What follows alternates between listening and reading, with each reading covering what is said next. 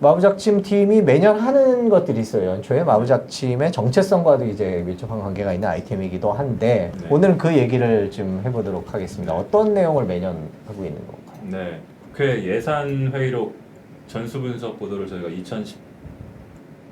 2018년 초부터 네. 지금 올해도 하게 되면 3번 연속이죠. 예산회의록이라는 게 뭔가요? 저희가 해봤던 것은 이 국회의 예산 심사 과정에 집중을 했습니다. 네. 예산 심사를 하게 되면 국회에서 하는 특별한 이유가 없는 한은 모든 회의는 기록을 남기게 되어 있거든요. 네. 그 기록이 회의록입니다. 네. 저희 이 짧은 5자의 말에 네. 굉장히 긴 얘기가 담겨 있고요. 예산회의록. 국회의 예산 심사하면서 벌어졌던 내용들을 기록한 것들을 주고 받았던 모든 이야기. 그렇죠. 얘가 예산회의록이다 보면 되는 거네요. 자, 그러면 일단 예산이 얼마나 되죠? 올해 예산이 2020년 예산이죠? 2020년 예산이 역대 최대입니다. 역대 이제 최대. 역대 최대 예산은 해마다 역대 최대입니다. 역대 최대겠죠. 네. 경제 규모가 커지고 있으니까. 줄어들었던 때가 있긴 있어요? 있긴 있었는데요. 네. 한 10몇 년 전, 2000년대 중반 이후부터는 계속 늘고 늘어났고요. 있죠. 네. 그래서 2019년 예산도 역대 최대로 469조 원, 470조 원 정도 470조 원, 네. 2019년이요? 네. 2020년 예산은 드디어 500조를 넘었습니다. 넘었군요. 512조. 512조. 원래 정부가 제출했던 거는 513조 원이었는데 네. 예산 심사 과정에서 1조 깎았습니다. 아. 그래서 512조 원이 됐고요. 네. 많죠. 네, 그건 맞네요. 정말 많고 이게 다 사실은 국민들 세금으로, 세금으로. 이루어진 네. 거기 때문에 네. 국회 예산 심사 과정 이제 정부가 어떻게 편성하는지도 봐야 되겠지만 국회가 또 제대로 쓸 때 그리고 꼭 필요한데 아니면은 우선순위가 있잖아요. 네. 우리가 아무리 512조나 되는 큰 돈이라고 해서 그냥 필요하다는데 다 줄 수는 없고 그렇죠. 이게 더 시급하면은 여기부터 이게 조금 덜 시급하다고 하면은 조금 미뤄서 그런 식으로 배분을 해야 되는 건데 그 권한을 헌법에 의해서 부여받고서 하고 있는 게 국회의원들입니다. 네네. 국회가 하는 게 책임이자 의무가 되는 건데 그걸 과연 얼마나 잘 하고 있느냐 이게 사실 근데 512조가 저는 뭐 512조는커녕 1조도 아니고 억 단위의 돈들도 사실 실물로 보기는 쉽지가 쉽지 않잖아요. 않죠. 예. 그런데 하물며 512조나 되는 돈을 또 사업 수가 개별 사업 수가 보니까 8,000개가 넘습니다. 그러니까 전국 방방곡곡 모든 부처 모든 기관에 해당되는 것들이기 때문에 회의록도 되게 많을 것 같아요. 그러면 회의록이 액수가 그렇게 많으면 2018년에 저희가 네. 처음 봤을 때는 4,700장이었거든요. 회의록이. 네, 네. 회의록이 그래서 했는데 2019년에는 5,400장으로 늘어나는군요, 매년. 네. 네, 분석해야 될 게 늘어나는데. 그리고 2020년은 제가 정확히 기억이 안 나는데 5,400장 고 원절이었던 것 같아요. 2019년에 그거를 전수 분석을 해서 이제 네. 어떤 얘기들이 주고받고 있는지에 그러니까 대해서 주고받은 내용만 하면은 차라리 더 쉬울 수가 있는데 네. 주고받은 내용만 봐가지고는 모르는 것들이 굉장히 많거든요. 네. 그래서 저희가 이름을 붙일 때는 네. 예산 회의록 전수 분석으로 이름을 붙이긴 했는데 사실은 그러면 예산 회의록만 보면 다 끝나겠네가 아니기 때문에 실제로 보는 내용들은 더 많군요. 어마어마하게 많죠. 자, 그러면 일단 네. 지난해에 한번 그 마부작침에서 분석했던 예산 회의록을 갖고 어떤 것들을 분석할 수 있는지 리포트가 워낙 기니까 어떤 거 있는지 앞부분만 조금 잠깐 보고 다시 더 얘기를 나눠보도록 하겠습니다. 지난해 11월 13일 국회 환경노동위 예산소위 회의록. 서울시 노후불량 하수관로 정비 사업입니다. 400억 증액 의견을 주셨는데요. 서울시는 국고 보조에 규정되어 있지 않기 때문에 저희가 지자체나 이런 데서 신청을 했기 때문에 어쨌든 예산 반영을 요구했습니다. 어쨌든 요구했다는 이 예산은 하수관로 정비 사업입니다. 보조금 관리법 시행령입니다. 하수관로 정비 사업은 광역시나 도청 소재지, 시, 군 등에만 보조금을 줄 수 있다고 돼 있습니다. 서울특별시는 줄 수 없다는 뜻인데 정부 예산안에 없던 서울시 노후 하수관로 정비 사업 예산은 국회에서 391억 원이 편성됐습니다. 예산을 요청한 의원들은 6명입니다. 취재진은 지난해에도 시행령을 어긴 예산 편성을 지적했습니다. 시행령을 조금 벗어나긴 했지만 시급성 여부를 따져서 국회에서 요청을 했고 이걸 먼저 고치시는 게 고치는 게 나은데 2년 전 한정혜 의원이 관련법 개정안을 냈지만 서울시에 보조금을 주기엔 재정 자립도가 높다는 지적이 나왔고 법안은 계류 중입니다.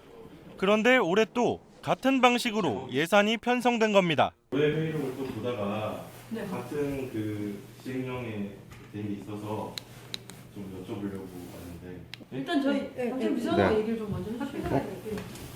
한 의원 측은 법령엔 어긋나지만 안전 문제라 예산 지원을 해야 한다고 설명합니다.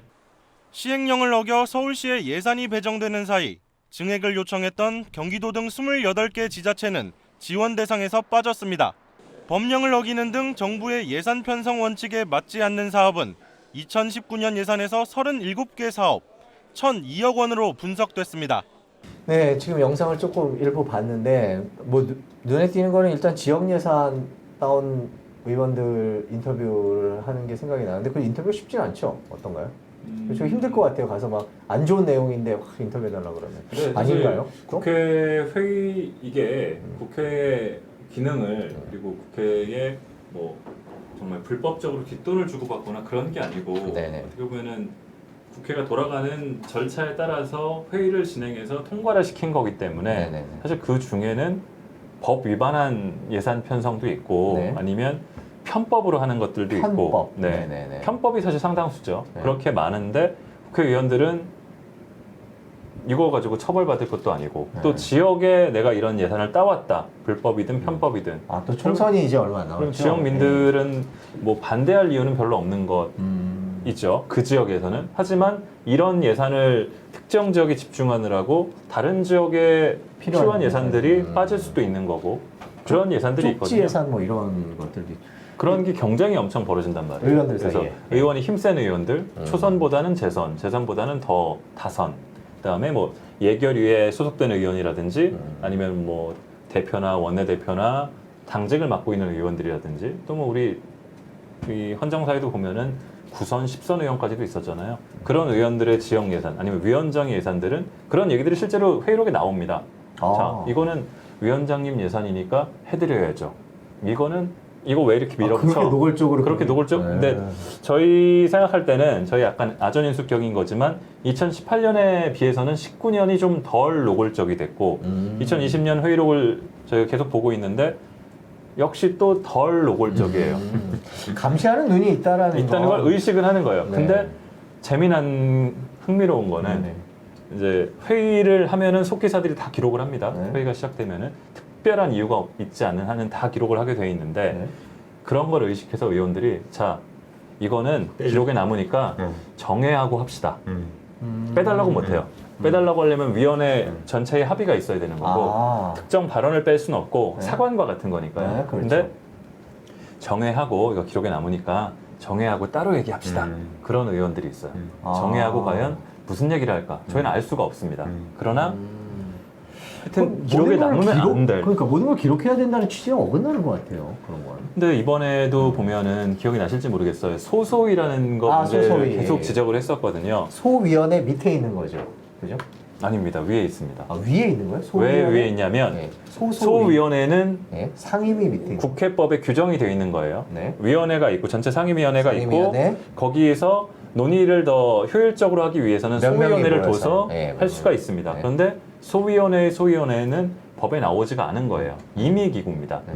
국회의원들이 소위원회도 사람이 많고 그것대로 다 하려니까 시간이 너무 걸리고 효율적이지가 않다. 그러니까 정말 몇 명만 모여서 빠르게 논의를 하자라는 게 소위원회의 소소위거든요. 그러니까 소위원회 밑에 있는 게 아니에요? 소위원회, 소소위원회. 왜? 이제 그러니까 밑에 소위원회 밑에 인원 있다는 중에 얘기가 이제 그런 뜻이 아니라 네. 사람 숫자가 더 적을 사람 숫자 적기만 하지만은 반대 더 높은 사람들. 위아래가 아니고 왜냐하면 이거는 아예 법에 없는 것이긴데다가 권한은 훨씬 막강한 강하니까? 거예요. 예, 네. 거기서 결정 다 해버리니까. 소위원회보다 더 조그만 위원회 그냥 핵심만 그런데 보여서. 소소위는 회의록이 안 남고 회의록은 왜냐하면 법에 없기 때문에 기록할 의무도 없고 남길 이유도 없고 거기서 실제로 더 중요하고 그래서 그 문제가 계속 지적이 되니까 짬짬이가 이루어질 수 있군요. 짬짬이 네. 깜깜이 심사라는 얘기를 보통 깜깜이, 하죠. 예. 근데 점점 그게 저희가 해마다 보니까 소소위의 비중이 점점 커지고 있었습니다. 그럼 국회 감시 기능이 점점 떨어지는 그러니까요. 그래서 네.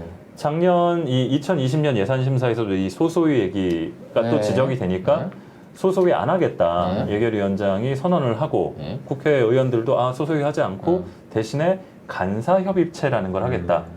그러니까 간사들만 모여서 협의를 하겠다는 거예요. 사실 소속이랑 같은 얘기입니다, 거의. 이름만 다르네. 이름만 바꾼데 네. 그래서 그거를 의식해서 이거는 기록도 남기도록 하겠다. 간사협의체도? 네. 간사협의체는. 네. 근데 그렇게 말을 했는데 올해 합의가 안 됐어요. 아니 그리고 간사협의체 열어놓고 비공개로 전환하겠습니다 이러면 뭐 그럴 수도 있는 거고요. 없잖아요. 예, 그래서 결국은 이번에도 간사협의 소소위는 안 했어요. 소소인 간사협의체를 했는데 네. 간사협의체도 기록이 없군요. 기록이 없이 소소위랑 이름만 무늬만 다른 소소위가 됐습니다. 문제네요. 예. 예. 그럼 올해 분석하는 과정에서 소소위는 없었는데 간사협의체라는 이름으로 또 중요한 것들이 거기서 네, 깜깜이 예. 심사가 이루어졌다. 그렇기도 하고 올해는 예산 심사가 사실 좀 올해 뭐 매년 특이하긴 한데 올해도 특이한 경우가 이 다른 법안들 심사가 굉장히 국회에서는 큰 쟁점이었습니다. 네. 선거구 저 획정안에. 연동형 비례대표제 적용하는 선거법 관련된 그 법안 논의나 그다음에 검경 수사권 조정이라든지 검찰 개혁 공수처법이나, 관련된 예. 공수처법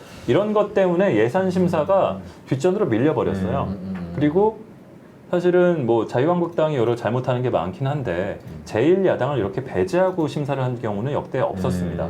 이렇게 그렇게 예산을 통과시켜 버리고 그러니까 사실은 11월 한 달 동안 쭉 예산 심사를 해왔던 것들이 어떻게 보면 무력화된 그런 상황까지 벌어졌기 때문에 올해는 정말 기형적인 예산 심사였다.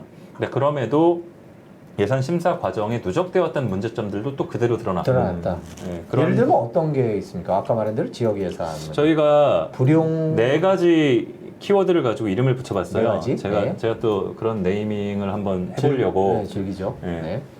즐기진 않는데 네. 해보려고 사불 심사다 네, 이런 이름을 사불 붙였습니다. 예산 심사. 네네. 네. 뭐 그런 거 좋아하잖아요. 네. 4월이 아니고 4불이고요. 네. 그래서 불용, 불용, 불법, 불법, 부심사, 분논의. 근데 저 부가 맞나요? 저 우리 한자 쓸 때 보면은 심사를 안 지읒하고 했다는 얘기죠. 불심사인가요?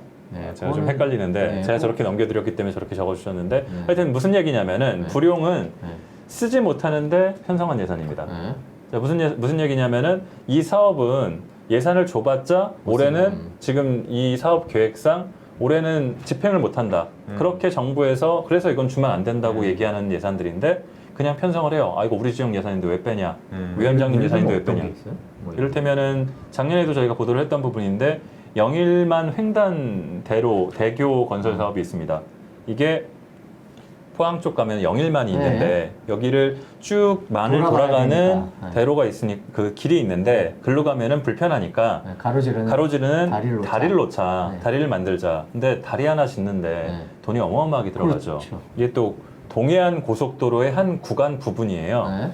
근데 작년에 이 각 광역 시도별로 네. 이 예타를 면제해주자. 그러니까 네, 예비 타당성 조사, 조사라는 예. 걸 하잖아요. 사업 적정성 네. 검토라는 것들도 하고 이게 사업성이 있느냐, 이걸 타당성이 있는 사업인지를 심사하는 건데 면제해주는 사업들이 쭉 있어요. 왜냐하면 이거는 돈이 드는 거에 비해서 효용성은 그렇게 높이 평가가 되지 네. 않기 때문에 항상 사업 적정성 검토에서는 안 된다 미달이었거든요. 그래서 그거라도 통과가 됐으면은 뭐 집행될 가능성이 있었는데 작년에 그것도 떨어졌어요. 네. 그러니까 몇 년 연속으로 예산 편성을 하는데 한 번도 못 쓴 거예요. 그러면 돈이 뭐 10억이면 뭐 예산 전체로 봤을 때는 아주 큰 돈은 아니지만 적은 돈이 아니잖아요, 10억이. 그 돈을 편성을 해놓고 하나도 못 쓰고 그냥 미월되는 거예요. 불용 예산입니다. 네. 그런데 올해 또 배정됐어요. 아, 네. 그런 게 불용 예산이고 불법은요? 불법 예산은 말 그대로 법에서는 이렇게 하지 말라고 했는데 그냥 무시하고 하는 거예요.